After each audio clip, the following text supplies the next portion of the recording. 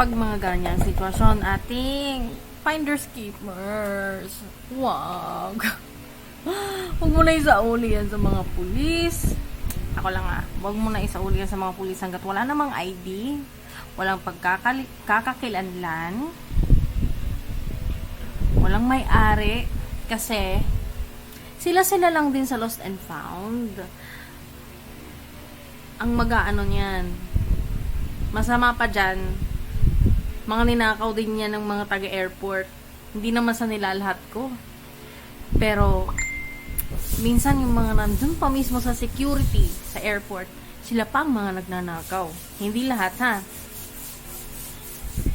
Kaya, kapag ganyan tayo sa susunod, finders keepers na tayo, no? No?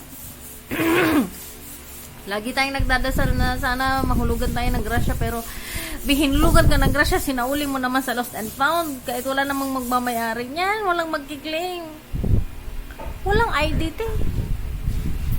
Sa hirap ng buhay ngayon, te, sinauli mo pa talaga na wala namang may-ari. Oh my God.